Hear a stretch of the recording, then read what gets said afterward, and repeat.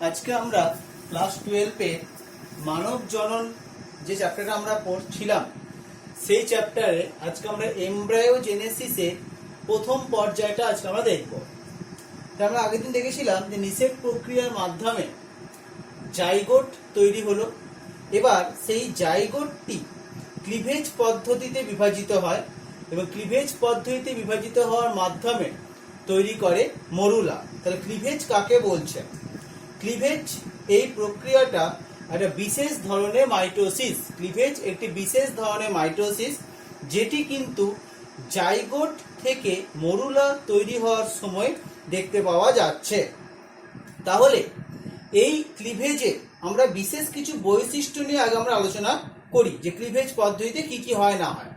আমরা আগেই বললাম বিশেষ ধরনের মাইটোসিস। তাহলে সাধারণ মাইটোসিসে কি দেখতে পাওয়া যায় যে একটি মাতৃকোষ থেকে দুটি অপত্য কোষ তৈরি দেখতে পাওয়া যায় এবং অপত্য কোষগুলো কিন্তু সমান আকৃতি এবং সমসংখ্যক ক্রোমোজোম যুক্ত হয়। ক্লিভেজ পদ্ধতিতে যে কোষগুলো উৎপন্ন হয় সেই কোষগুলো জিনগতভাবে মাতৃকোষের সাথে সমান এবং যে কোষগুলো উৎপন্ন হয় তাদের নাম দেওয়া হয় ব্লাস্টোমিয়ার। তার কি নাম বললাম? ক্লিভেজ পদ্ধতিতে যে কোষগুলো উৎপন্ন হচ্ছে সেই কোষগুলোর নাম কি দেওয়া হচ্ছে? নাম দেওয়া হচ্ছে ব্লাস্টোমিয়ার। তাহলে এই যে ব্লাস্টোমিয়ার যে কোষগুলো দেখতে পাওয়া যাচ্ছে, আমি নামটা এখানে লিখছি একবার, নামটা হচ্ছে ব্লাস্টোমিয়ার। এই ব্লাস্টোমিয়ার যে কোষগুলি উৎপন্ন হচ্ছে সেই কোষগুলো কিন্তু আকৃতিতে ক্রমাগত ছোট হচ্ছে, অর্থাৎ কোষগুলো কিন্তু আকৃতি ক্রমাগত কিন্তু ছোট হয়ে যাচ্ছে। তাহলে এটা কিন্তু ক্লিভেজ পদ্ধতির একটা প্রধান বৈশিষ্ট্য দেখতে পাওয়া যাচ্ছে। এবার এই ক্লিভেজের আর কি কি বৈশিষ্ট্য দেখতে পাওয়া যায়? ক্লিভেজের যে কোষগুলো উৎপন্ন হচ্ছে বললাম ব্লাস্টোমিয়ারগুলো, সেগুলো ক্রমাগত ছোট হয়ে যাচ্ছে এবং এই কোষগুলো ক্রমাগত ছোট হচ্ছে কেন? কারণ হচ্ছে এখানে আমরা ছবি এঁকেছি, দেখো জাইগোটের ছবি একটা আঁকা আছে। এই জাইগোটের চারধারে একটা লাল যে বর্ডার দেখতে পাওয়া যাচ্ছে, এটি হচ্ছে জোনা পেলুসিটা। এই জোনা পেলুসিটা লেয়ারটা থাকার জন্য জাইগোটটা কিন্তু তার জাইগোট থেকে যে অপত্য কোষগুলো হচ্ছে সেই কোষগুলোর আকারটা বৃদ্ধি করতে পারছে না। তাহলে ক্লিভেজ পদ্ধতির সময় কি দেখতে পাওয়া যাচ্ছে? ক্লিভেজ পদ্ধতির সময় আমরা দেখেছিলাম সাধারণভাবে ইন্টারফেজ দশার সময় একটা বৃদ্ধি দশা দেখতে পাওয়া যায়, কিন্তু ক্লিভেজ মাইটোসিসের ক্ষেত্রে কিন্তু এই বৃদ্ধি দশা দেখতে পাওয়া যাবে না। আর কি হয়? আমরা দেখেছিলাম মাইটোসিস বিভাজনের ক্ষেত্রে নিউক্লিওপ্লাজমিক বা ক্যারিওপ্লাজমিক অনুপাতটা কিন্তু নির্দিষ্ট থাকে, কিন্তু ক্লিভেজের ফলে যে সমস্ত ব্লাস্টোমিয়ার সৃষ্টি হয় সেখানে কিন্তু এই নিউক্লিওসাইটোপ্লাজমিক অনুপাত কিন্তু বৃদ্ধি পাচ্ছে। কি বললাম? নিউক্লিওসাইটোপ্লাজমিক অনুপাত কিন্তু বৃদ্ধি পাচ্ছে। আমরা আগে ক্লিভেজ সম্বন্ধে কিছু আলোচনা করে নিই, তারপর আমরা দেখব কিভাবে কোষটা বিভাজিত হয় না হয়। ক্লিভেজ দু প্রকার হতে পারে, হলোপ্লাস্টিক আর মেরোপ্লাস্টিক। আচ্ছা, তার আগে ক্লিভেজের কিছু সূত্র সম্বন্ধে আলোচনা করে নিই। ক্লিভেজের দুটো সূত্র লেখা আছে, একটা স্যাক্সের সূত্র আর একটা বালফোর সূত্র। স্যাক্সের সূত্র কি বলছে? যে ক্লিভেজের সময় কোষগুলি সমানভাবে বিভাজিত হওয়ার প্রবণতা দেখায় এবং প্রত্যেকটি বিভাজন পূর্ববর্তী বিভাজন তলের সমকোণে ঘটে। তাহলে ক্লিভেজের ফলে যে কোষগুলো উৎপন্ন হচ্ছে সেই কোষগুলো কিন্তু সমানভাবে বিভাজিত হওয়ার প্রবণতা দেখাচ্ছে, অর্থাৎ দুটো কোষ সমান হওয়ার চেষ্টা করবে। এবং দ্বিতীয় কথা কি বললাম? যদি একটা বিভাজন এদিক থেকে এদিকে হয়, পরের বিভাজনটা তার সমকোণে হবে, অর্থাৎ প্রত্যেকটা বিভাজন তার পূর্ববর্তী বিভাজন তলের সমকোণে ঘটে এবং তাকে ছেদ করে যাচ্ছে। এই সূত্রকে বলা হচ্ছে স্যাক্সের সূত্র। বালফোর সূত্র কি বলছে? ক্লিভেজের হার ডিম্বাণু মধ্যস্থ কুসুমের উপর বা কুসুমের পরিমাণে ব্যস্তানুপাতিক। কি বললাম? ক্লিভেজের যে হারটা হবে, ক্লিভেজটা কি রেটে হবে না হবে বা ক্লিভেজটা কি পরিমাণ স্পিডে হবে, সেই হারটা ডিম্বাণু মধ্যস্থ কুসুমের পরিমাণের ব্যস্তানুপাতিক। আবার বলছি, ডিম্বাণু মধ্যস্থ কুসুমের পরিমাণের ব্যস্তানুপাতিক। এটা কিন্তু বলা হচ্ছে বালফোর সূত্র, কথাটা আমরা বলতে পারছি। তাহলে দুটো সূত্র আলোচনা করলাম, এটা স্যাক্সের সূত্র। স্যাক্সের সূত্রটি কি বলছে? কিভাবে বিভাজিত হবে, মানে সমকোণে হবে না সমান্তরালে হবে, সেই ব্যাপারটা বলছে। আর বালফোর সূত্র বলছে কি? যে যে বিভাজনটা হবে সেটা কতটা রেটে বা কি স্পিডে হবে সেটা নির্ভর করবে ডিম্বাণু মধ্যস্থ কুসুমে তার পরিমাণের সঙ্গে ব্যস্তানুপাতে। কুসুম যদি বেশি হয় তাহলে ক্লিভেজটা হারটা কম হবে, যে কুসুম যদি কম হয় ক্লিভেজের হারটা বেশি হবে। এরপর দুটো কথা আসবো, হলোপ্লাস্টিক আর মেরোপ্লাস্টিক। তাহলে ক্লিভেজ দু প্রকার দেখতে পাওয়া যাচ্ছে, একটা হচ্ছে হলোপ্লাস্টিক ক্লিভেজ আর একটা হচ্ছে মেরোপ্লাস্টিক ক্লিভেজ। তাহলে হলোপ্লাস্টিক ক্লিভেজ মানে কি? যদি দেখতে পাওয়া যায় যে নিষেকের পর যে জাইগোটটা তৈরি হলো সেই জাইগোটটা সমান দুভাগে ভাগ হয়ে যাচ্ছে। কি বললাম? যে জাইগোটটা তৈরি হচ্ছে সেই জাইগোটটা যেহেতু কুসুম দেখতে পাওয়া প্রায় যাচ্ছে না, মানে যে সমস্ত ডিমের ক্ষেত্রে কুসুম দেখতে পাওয়া খুব কম পরিমাণ যাবে, যেমন অ্যালেসিথিয়াল, মাইক্রোলেসিথিয়াল বা মেসোলেসিথিয়াল, এই ধরনের কিছু ডিম যাতে দেখতে পাওয়া যাচ্ছে সেগুলোর ক্ষেত্রে জাইগোটটা সম্পূর্ণ বিভাজন হচ্ছে। এই জাইগোটটা সম্পূর্ণ বিভাজন হচ্ছে বলে তাকে নাম দেওয়া হচ্ছে হলো, মানে হলো মানে সম্পূর্ণ, তাই নাম দেওয়া হচ্ছে হলোপ্লাস্টিক। তাহলে মেরোপ্লাস্টিক ক্ষেত্রে কি হবে? মেরোপ্লাস্টিক ক্ষেত্রে কি হবে? জাইগোটটা আংশিক বিভাজিত হবে, মানে ধরলাম এই তলার দিকে কুসুম দেখতে পাওয়া যাচ্ছে, তাহলে কুসুমের কাজটা কিন্তু বিভাজিত হবে না, তখন সেই বিভাজনকে বলা হবে মেরোপ্লাস্টিক। এবার হলোপ্লাস্টিক আবার দু প্রকার, সমান হলোপ্লাস্টিক এবং অসমান হলোপ্লাস্টিক। মানে যদি উৎপন্ন অপত্য কোষগুলো আকারে সমান হয় তখন তার নাম সমান হলোপ্লাস্টিক, অর্থাৎ যেটা বললাম ব্লাস্টোমিয়ার গুলো যদি সমান আকৃতি তাকে বলা হয় সমান হলোপ্লাস্টিক। আর অসমান কি বলা হচ্ছে? যেটা মানুষের দেখতে পাওয়া যাচ্ছে সেটা হচ্ছে অসমান হলোপ্লাস্টিক। উৎপন্ন কোষগুলো কিছুটা আকারে ছোট বড় থাকে, একটার নাম মাইক্রোমিয়ার আর একটা ম্যাক্রোমিয়ার। তাহলে প্লাসেন্টা যুক্ত বেশিরভাগ স্তন্যপায়ী হচ্ছে সমান হলোপ্লাস্টিক, কিন্তু মানুষের ক্ষেত্রে দেখতে পাওয়া যাচ্ছে অসমান হলোপ্লাস্টিক। এরপর আসছি মেরোপ্লাস্টিক ক্লিভেজ। তার ভাগ কি বললাম? ডিসকয়েডিয়াল এবং সুপারফিশিয়াল। তার ডিসকয়েডিয়াল ক্লিভেজটা এবং সুপারফিশিয়াল ক্লিভেজটা কি দেখতে পাওয়া যাচ্ছে? ডিসকয়েডিয়াল দেখতে পাওয়া যাচ্ছে এই প্রকার ক্লিভেজে জাইগোটে অ্যানিম্যাল পোলে সাইটোপ্লাজমিক ক্যাপ আকারে বিভাজিত হয়ে একটা গোলাকার জার্মিনাল ডিস্ক গঠন করে। অর্থাৎ আমরা জানি যেদিকে পোলার বডি দেখতে পাওয়া তাকে অ্যানিমাল পোল বলা হচ্ছে, তাই অ্যানিমাল পোলের দিকে একটা সাইটোপ্লাজমিক ক্যাপ মানে কুসুমটা অনেকটা দেখতে পাওয়া যাচ্ছে, তাহলে অ্যানিমাল পোলের দিকেই জাইগোটের বিভাজনটা হচ্ছে এবং সেখানে একটা ডিস্কের মতো স্ট্রাকচার তৈরি করছে, তাই নাম দেওয়া হচ্ছে ডিসকয়েডিয়াল।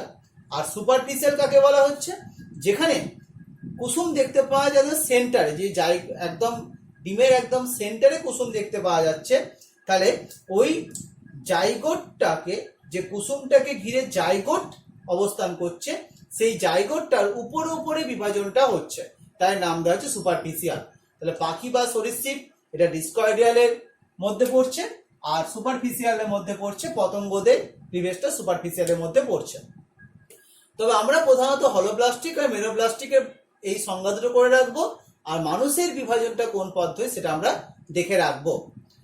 এরপর আমরা দেখবো যে আচ্ছা আরেকটা হচ্ছে ক্লিভেজের সঙ্গে সাধারণ মাইটোসিসের পার্থক্যটা আমাদের করে রাখতে হবে। তাহলে এবার আমরা আসবো মরুলা কথাটা মানে কি। তাহলে মরুলা কিভাবে উৎপন্ন হচ্ছে? আগেই বললাম জাইগোটটি ক্লিভেজ পদ্ধতির মাধ্যমে মোটামুটি 8 থেকে 16টা পর্যন্ত কোষ তৈরি করছে। এই যে জাইগোটটা ক্লিভেজ পদ্ধতির মাধ্যমে 8 থেকে 16টা কোষ তৈরি করছে, যে কোষগুলো কিন্তু জোনা পেলুসিডা দ্বারা আবৃত হয়ে রয়েছে, তাহলে এই গঠনটা কি বলা হচ্ছে? মরুলা। তাহলে আমি এখানে বিভাজনটা দেখাচ্ছি। এবার আমরা আগেই জাইগোটের ছবিটা এঁকেছি, তাহলে এই জাইগোটটা প্রথম দিকে দেখতে পাওয়া যাচ্ছে, প্রথম বিভাজনটা হবে কিন্তু অ্যানিমাল পোল থেকে ভেজিটাল পোলের দিকে। দেখলাম একটা কোষ আকারে বড় হলো আর একটা কোষ আকারে ছোট হলো।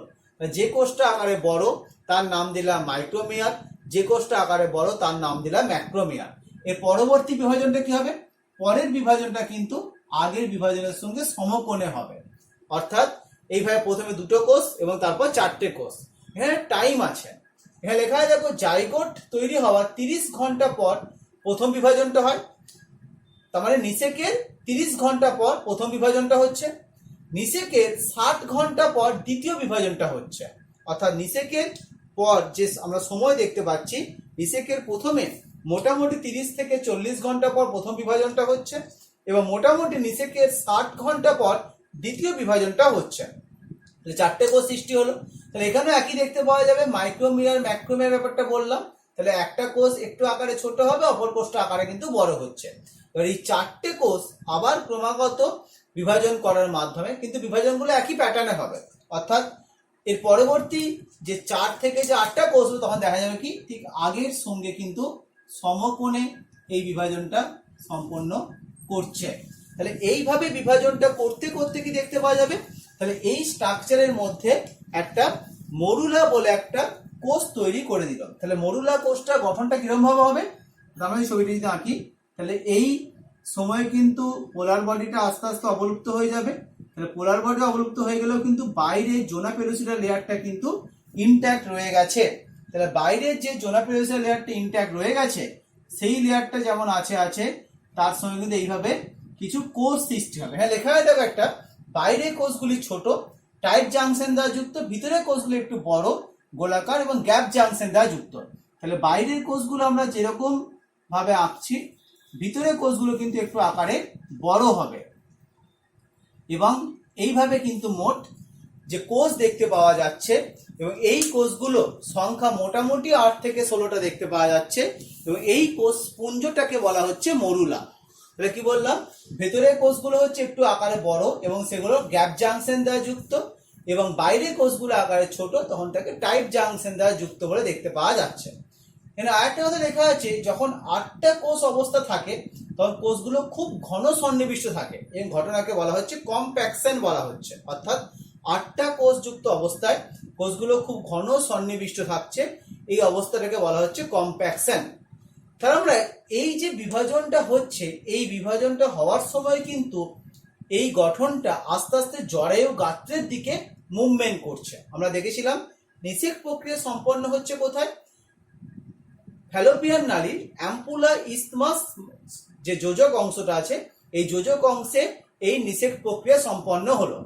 নিষেক প্রক্রিয়া সম্পন্ন হওয়ার পর এই ক্লিভেজ হতে হতে কিন্তু এই জাইগোটটা ক্রমাগত বিভাজনও হচ্ছে, আবার একই সময়ে সে কিন্তু আস্তে আস্তে জরায়ু গাত্রের দিকে যাচ্ছে।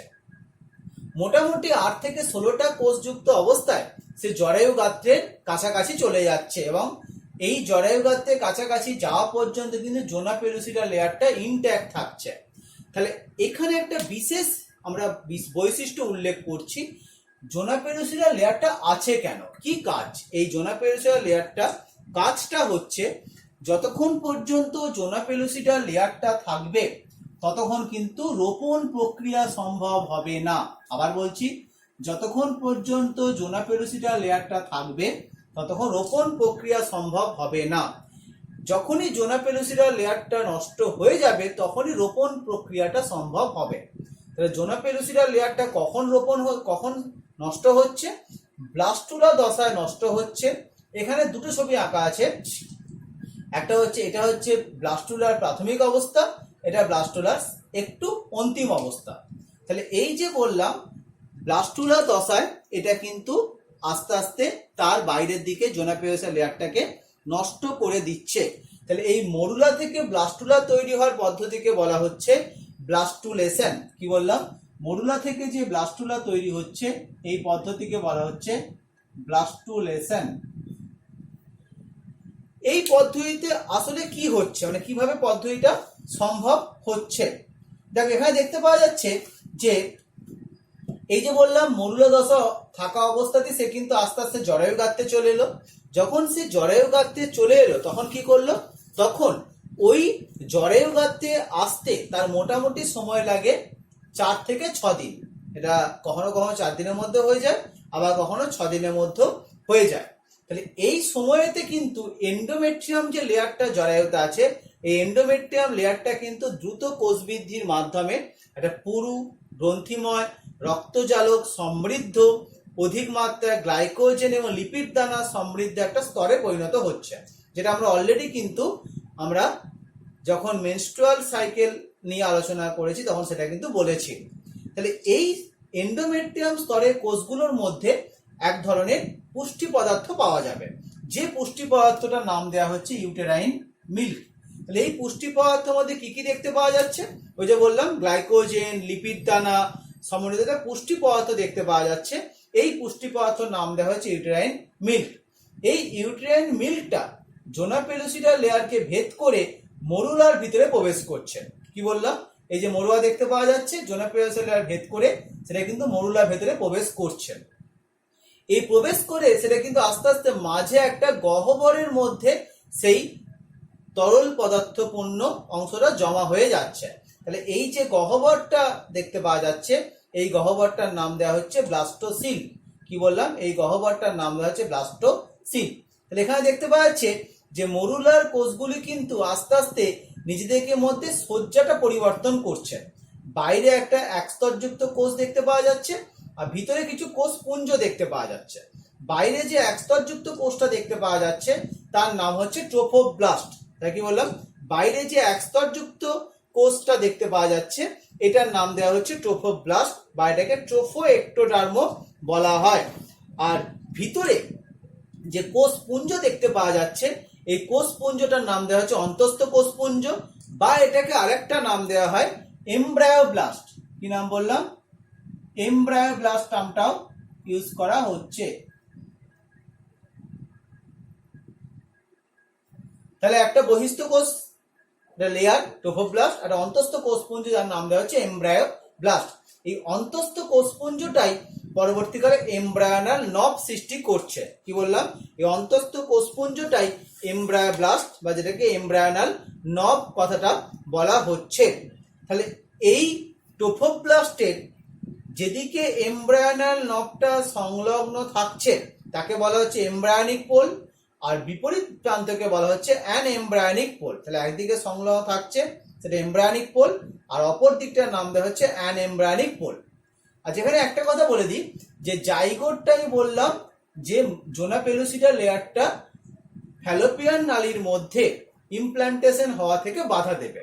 যদি কোনো কারণে ফ্যালোপিয়ান নালীর মধ্যে ইমপ্ল্যান্টেশন হয়ে যায় তখন তাকে কি বলা হবে, তখন তাকে নাম দেওয়া হবে एक्टोपिक ইমপ্ল্যান্টেশন।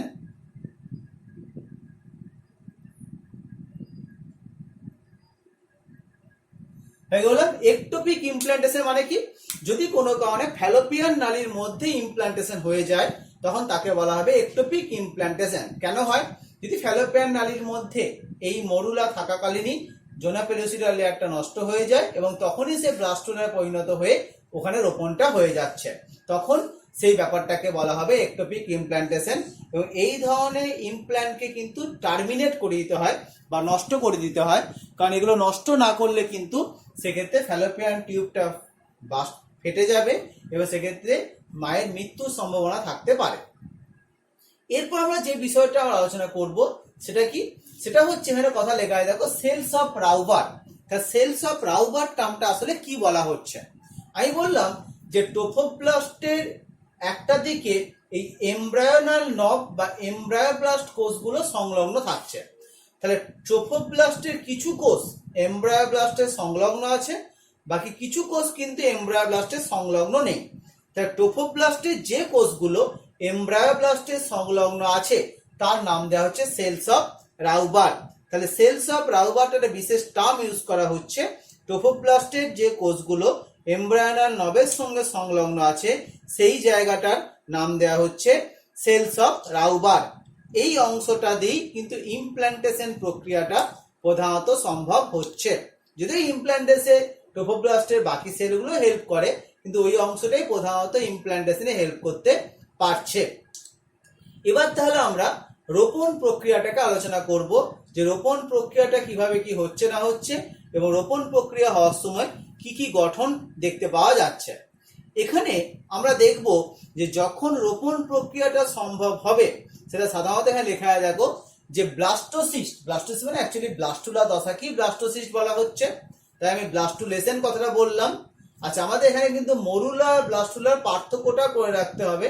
আমি পার্থক্য অলরেডি বললাম যে কি কি দেখতে পাওয়া যায় না পাওয়া যায়। যা মরুলা কোনো গহ্বর থাকে না, ব্লাস্টুলার গহ্বর থাকে। মরুলা কোষের সংখ্যা সাধারণত 8 থেকে 16 আর ব্লাস্টুলা কোষের সংখ্যা সাধারণত 32-এর বেশি দেখতে পাওয়া যাচ্ছে। এবং মরুলার মধ্যে মাইক্রোমিয়ার ম্যাক্রোমিয়ার এ ধরনের গঠন দেখতে পাওয়া যায়। ব্লাস্টুলা অবস্থায় কিন্তু কোষগুলো মোটামুটি কিন্তু সমান গঠনে দেখতে পাওয়া যাচ্ছে। তাহলে এরকম কিছু কিছু পার্থক্য মরুলা ব্লাস্টুলার মধ্যে করে রাখতে আমাদের হবে। এবার রোপণ প্রক্রিয়া যেটা বললাম 6 থেকে 7 দিনে ব্লাস্টোসিস্টটা জরায়ুকে স্পর্শ করছে। হ্যাঁ, লেখা দেখো যে 6 থেকে 7 দিনের মধ্যে এই ব্লাস্টুলাটা বা ব্লাস্টোসিস্টটা জরায়ুকে স্পর্শ করছে। যখনই 6 থেকে 7 দিনের মধ্যে সেটা জরায়ুকে স্পর্শ করলো, আগেই বলেছি যে জরায়ু কিন্তু ওই সময়তে পুরোপুরি ইউটেরাইন মিল্ক তৈরি করেছে এবং ওই সময় জরায়ু গাঁত থেকে কিন্তু প্রচুর পরিমাণে ব্লাড বেডস তৈরি হয়েছে, যেটা এন্ডোমেট্রিয়াম লেয়ারে দেখতে পাওয়া যাচ্ছে।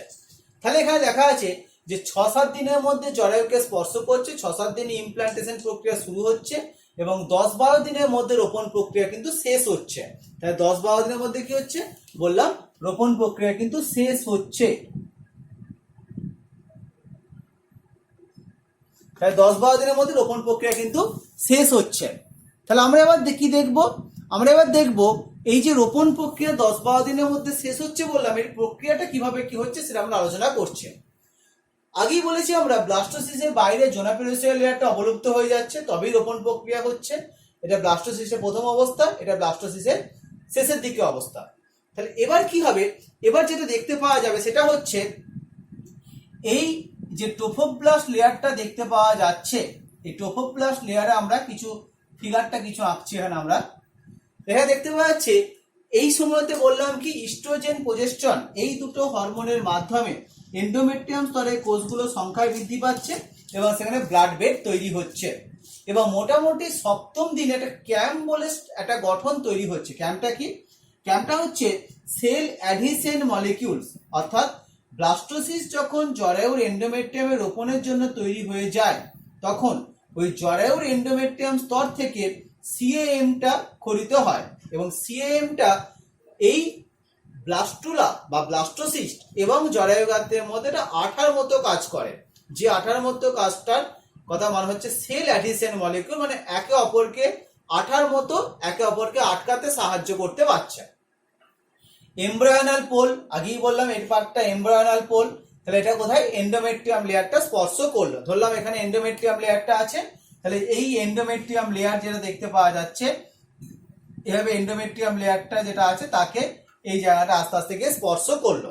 এবার যখন এই লেয়ারটা স্পর্শ করছে কি দেখতে পাওয়া যাচ্ছে, টোফোব্লাস্টটা বিভক্ত হয়ে দুটো লেয়ার তৈরি করছে, অর্থাৎ টোফোব্লাস্টের অংশটা বিভক্ত হয়ে যাচ্ছে এবং বিভক্ত হয়ে দুটো লেয়ার তৈরি করছে।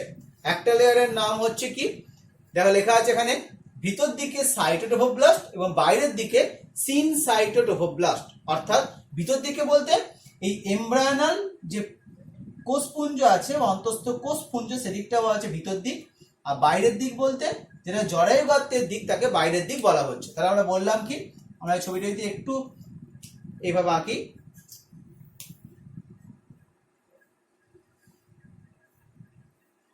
লেখা দেখতে পাওয়া যাচ্ছে একটা দিকে কি হচ্ছে এইভাবে কিন্তু একটা এইভাবে কিছু কোষ লেয়ার তৈরি করছে এবং এই যে লেয়ারটা তৈরি হচ্ছে তার নাম হচ্ছে সিনসিটিওটোফোব্লাস্ট।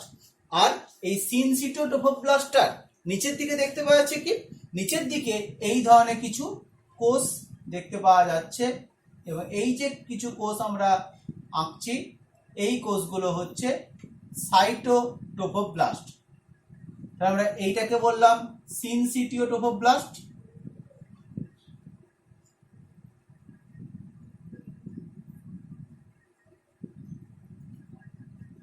আর এইটাকে বললাম সাইটোটোফোব্লাস্ট।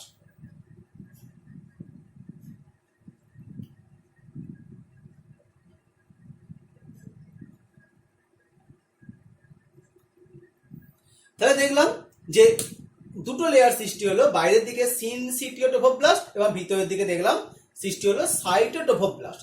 এই সময় এই সিনসিটিওটোফোব্লাস্টের যে সেলগুলো আছে সেখান থেকে বেশ কিছু প্রোটিওলাইটিক উৎসেচক খরিত হবে। যে প্রোটিওলাইটিক উৎসেচকগুলো কি করবে, আস্তে আস্তে এন্ডোমেট্রিয়াম স্তরের কোষগুলোকে নষ্ট করতে করতে এই পুরো গঠনটাকে আস্তে আস্তে এন্ডোমেট্রিয়াম লেয়ারের ভিতরের দিকে প্রবেশ করাতে সাহায্য করবে। এই সময় বেশ কিছু আঙ্গুলের মতো প্রবর্ধকও সৃষ্টি হয়, যেমন ছবি এঁকেই দেখো এই যে সিনসিটিওটোফোব্লাস্টগুলো বেশ কিছু আঙ্গুলের মতো প্রবর্ধক সৃষ্টি করেছে এবং এই প্রবর্ধকগুলোই কিন্তু আস্তে আস্তে ওই জরায়ু গাত্রের মধ্যে রোপণে সাহায্য করতে পারবে। এবার এই সময়তে দেখতে পাচ্ছি ট্রোফোপ্লাস্ট কোষ দ্বারা উদ্দীপ্ত এন্ডোমেট্রিয়ামটা ডেসিডুয়া এবং রক্ত জালকের বৃদ্ধিটা আরো বেশি হচ্ছে। তাহলে এই ট্রোফোপ্লাস্টের কোষ যেগুলো আছে তার দ্বারা উদ্দীপ্ত হওয়ার মাধ্যমে আস্তে আস্তে কিন্তু এই সময়তে এই ডেসিডুয়া বলে একটা স্ট্রাকচার এই জরায়ু গাত্রে তৈরি হচ্ছে। আমি সেই ব্যাপারটা আসছি ডেসিডুয়া স্তরটা।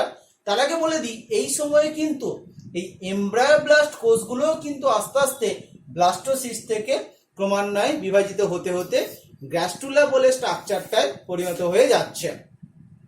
এই গ্যাস্টুলেশন পর্যায়টা আমরা পরের দিনে দেখবো যে গ্যাস্টুলেশন পর্যায়ে কি কি হচ্ছে না হচ্ছে, কারণ এই পর্যায়ে অনেকগুলো গঠন তৈরি হয়, এক্সট্রা এমব্রায়োনিক মেমব্রেন তৈরি হয়, অ্যামনিয়ন, কোরিয়ন, অ্যালান্টয়েস, ইয়কস্যাক, এবং সেখানে আস্তে আস্তে জার্মিনাল ডিস্ক তৈরি হয়, যে জার্মিনাল ডিস্কের মধ্যে এক্টোডার্ম, এন্ডোডার্ম, মেসোডার্ম এরকম গঠন দেখতে পাওয়া যায়।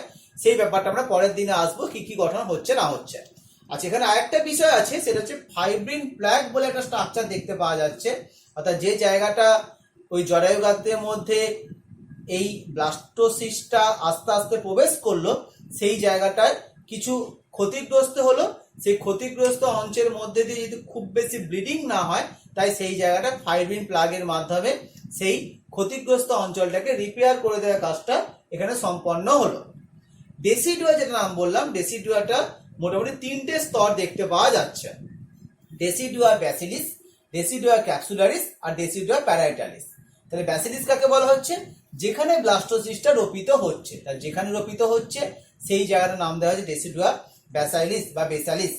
ডেসিডুয়া ক্যাপসুলারিস, ক্যাপসুলারিস কাকে বলা হচ্ছে? এটি ভ্রূণ এবং জরায়ুর মধ্যবর্তী অংশ, যা ভ্রূণকে ক্যাপসুলের মতো ঘিরে থাকছে। তাহলে এখানে ভ্রূণ তৈরি হচ্ছে, এখানে জরায়ু গাত্রে রোপিত হচ্ছে, তাহলে ভ্রূণ ও জরায়ুর মাঝের একটা অংশ দেখতে পাওয়া যাচ্ছে এন্ডোমেট্রিয়ামে, যেটা ক্যাপসুলের মতো ওই ঘিরে অবস্থান করছে, ভ্রূণকে ঘিরে অবস্থান করছে, তাই নাম দেওয়া হচ্ছে ডেসিডুয়া ক্যাপসুলারিস। আর একটা ডেসিডুয়া প্যারাইটালিস। এটা কি? এই যে ডেসিডুয়া বলতে আমরা এন্ডোমেট্রিয়ামের অংশটাকে বলছি, তাহলে একটা নির্দিষ্ট অংশে ভ্রূণ রোপিত হচ্ছে, তাহলে বাকি যে অংশ দেখতে পাওয়া যাচ্ছে ডেসিডুয়ার, সেই ডেসিডুয়ার বাকি অংশটা কি বলা হচ্ছে? ডেসিডুয়া প্যারাইটালিস। তাহলে এইভাবে কিন্তু আস্তে আস্তে রোপণ প্রক্রিয়াটা সম্ভব হবে। এই রোপণ প্রক্রিয়ার সময় কিন্তু আমরা পরবর্তীকালে দেখব কোরিয়নিক ভিলির একটা গঠন আছে, যেটা কোরিয়ন তৈরি করছে, এবং পরবর্তীকালে এই কোরিয়ন থেকেই পরবর্তীকালে প্লাসেন্টা বা অমরা তৈরি হবে। আমরা সেই ব্যাপারটাও পরের ক্ষেত্রে দেখব যে কি কি স্ট্রাকচার এইখান থেকে তৈরি হচ্ছে না হচ্ছে। তাহলে আমরা আজকে যেটা পড়লাম, প্রধানত এমব্রায়োজেনেসিস প্রথম ধাপটা পড়লাম, যে কিভাবে জাইগোট থেকে মরুয়া তৈরি হচ্ছে, মরুয়া থেকে ব্লাস্টুলা তৈরি হচ্ছে, এবং ব্লাস্টুলা কিভাবে জরায়ু গাত্রে রোপিত হচ্ছে, তো সেই অংশটা আজকে আমরা দেখলাম। আমরা এর পরের দিনে কি দেখব, যে ব্লাস্টুলাটা কিভাবে গ্যাস্ট্রুলা রূপান্তরিত হচ্ছে সেই ডিটেলস গঠনটা আমরা দেখব, এবং সেই সময়তে আমরা প্লাসেন্টা তৈরি হওয়ার ব্যাপারটা বা প্লাসেন্টার কিছু নির্দিষ্ট কাজকর্ম সম্পর্কে আমরা সেক্ষেত্রে আলোচনা করব।